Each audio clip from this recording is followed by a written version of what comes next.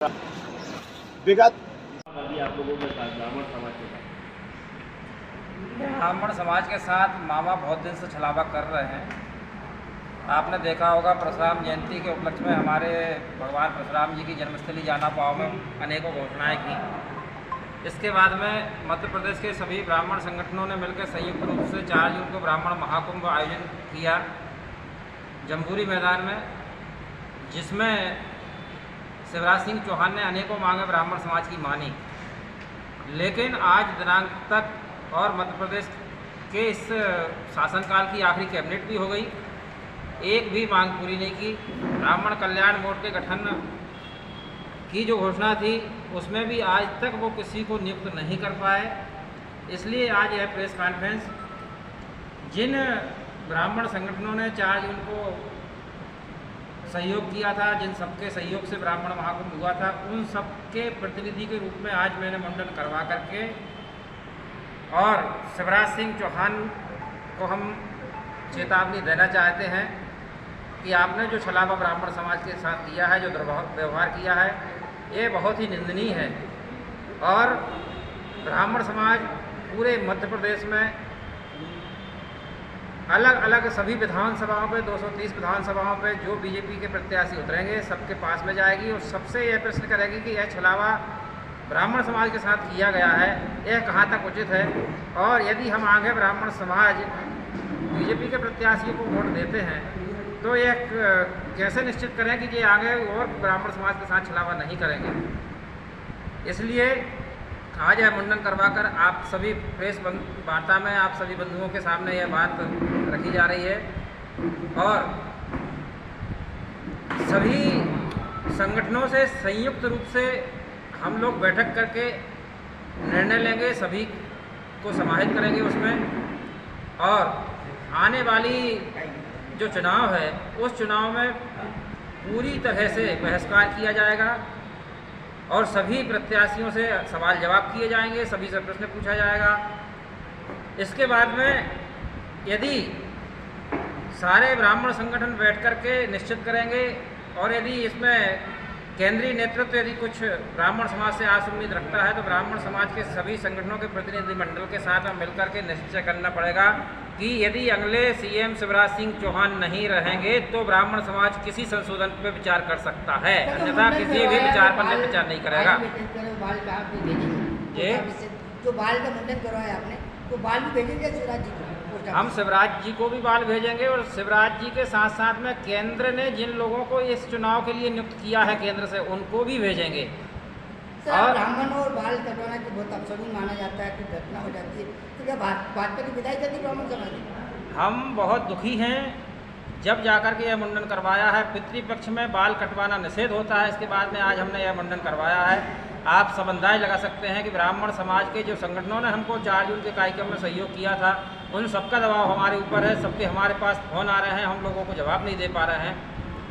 Sir कहावत है जब जब ब्राह्मण बोला है सियासत बोला है, ये तो आप 2018 में देख चुके हैं कि जब जब ब्राह्मण बोला है राज सिंहासन डोला है। ब्राह्मण समाज और सवर्ण समाज ने सभी ने मिलकर 2018 में शिवराज सिंह को उखाड़ फेंका था, लेकिन किसी भी तरह से छल कपट करके खरीद फरोश करके जो भी हुआ हो इनने दोबारा सरकार में आए।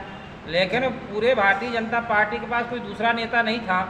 जिस नेता के कारण 2018 में सरकार गंवाई उसी नेता को दोबारा बैठा दिया और वो मांग पूरी कर दे तो क्या ब्राह्मण समाज में समाधान देंगे? ये शिवराज सिंह चौहान जी के बस की बात तो रही नहीं है, उनके विषय में तो कुछ है नहीं है। केंद्रीय नेतृत्व यदि बात करेगा तो मध्य प्रदेश के सभी ब्राह्मण संगठनों का संयुक्त प्रतिनिधिमंडल बात करेगा, मैं अकेला बात नहीं करूँगा। ब्राह्मण समाज में मैं अकेला आज बैठा हूँ यहाँ पे, तो सभी का प्रतिनिधित्व करने के लिए बैठा हूँ, सभी का जो निर्णय होगा उसी पर काम होगा। क्या प्रमुख मांग है जो आप चाह रहे हो?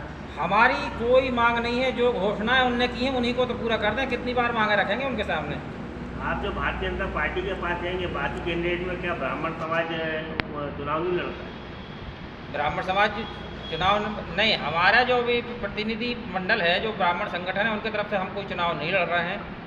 नहीं, आप भारतीय जनता पार्टी के जो ब्राह्मण समाज के आप उनके पास जाके आपने लिखा है ना ये जवाब मांगेंगे, बिल्कुल तो मांगेंगे। और अलग पार्टी में भी तो ब्राह्मण है उसके अंदर, उनके पास नहीं है। अभी 20 साल से आप देख रहे हो कि कांग्रेस 1 आध साल के लिए बीच में आई थी, लेकिन उसने ब्राह्मण समाज के साथ कोई छलावा नहीं किया। वर्तमान में जो हम छलावा करेगा, जो सरकार में रहेगा, उसी के पास तो जाएंगे, किसके पास जाएंगे? इसका सीधे मतलब ये है कि आप कांग्रेस को समर्थन देने के लिए हम किसी ना कांग्रेस को समर्थन दे रहे हैं, ना अन्य जो पार्टियां हैं, चाहे सपाक्स हो, चाहे और जो पार्टियां हैं कि कोई भी हो, ये हमारा प्रतिनिधि मंडल, हमारी बैठक होगी, उसमें निर्णय करेंगे हम किसके साथ जाएंगे।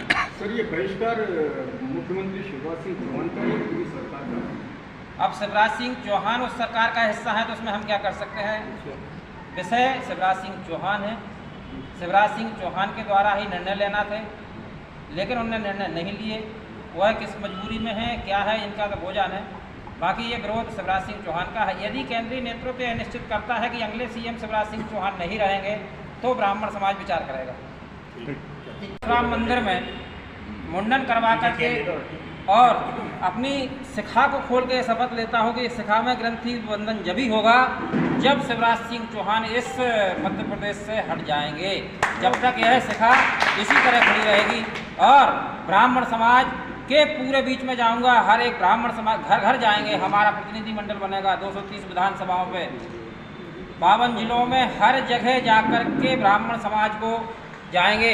अभी वर्तमान में देखा जा रहा है कि लाडली बहनों से शिवराज जी से हम कोई भाजपा को नहीं जानते, हम शिवराज को जानते हैं। मंच पे आकर शिवराज सिंह चौहान जी ने घोषणाएं की थी और अभी भी वही मुख्यमंत्री हैं, निर्णय उन्हीं को लेना था, उन्हीं ने निर्णय नहीं लिया है। हमारा सीधा विरोध शिवराज सिंह चौहान से है, लेकिन उनके कारण भारतीय जनता पार्टी के जो भी प्रत्याशी हैं उनको विरोध को झेलना पड़ेगा, क्योंकि वो हिस्सा हैं। वो चाहते हैं कि विरोध ना हो, तो केंद्रीय नेतृत्व ये निश्चित करे कि अगले सीएम शिवराज सिंह नहीं होंगे, तो ब्राह्मण समाज का प्रतिनिधिमंडल विचार करेगा। तो घोषणाएं क्या थी जिससे कि इतना आक्रोश है, क्या थोड़ा सा बताएंगे आप, क्या मांग थी? जो घोषणाएं थी, संस्कृत पाठशालाओं में पढ़ रहे विद्यार्थियों के लिए छात्रवृत्ति की घोषणा थी, भूमि विहीन मंदिरों के लिए 5,000 रुपये महीने की घोषणा थी, पाठ्यक्रम में परशुराम जी की जीवनी को पढ़ाए जाने की घोषणा थी। इस तरह की घोषणाएं थी। ब्राह्मण कल्याण बोर्ड गठन करने की घोषणा थी, जिसमें कि आज तक किसी को कोई नियुक्ति नहीं हुई और उसमें क्या हो रहा है किसी को कोई पता नहीं है। बाकी सारे कल्याण बोर्ड बनाए गए, केवल परशुराम कल्याण बोर्ड की जानकारी नहीं है। तो इससे क्या सिद्ध हुआ? शिवराज सिंह ने जो घोषणा की और अमल नहीं किया, तो इससे क्या सिद्ध हुआ? ये दोगली बात करते हैं क्या? शिवराज सिंह ये सिद्ध होता है कि जिस तरह 2018 के चुनाव के पहले शिवराज सिंह ने माई की लाल कह के सबको ललकारा था और अपना ब्राह्मण विरोधी, सवर्ण विरोधी चेहरा सामने आया था, और वो ब्राह्मण विरोधी, सवर्ण विरोधी चेहरा शिवराज आज भी हैं, ऐसा सब मानते हैं। इसी कारण ये मांगे उन्होंने पूरी नहीं की।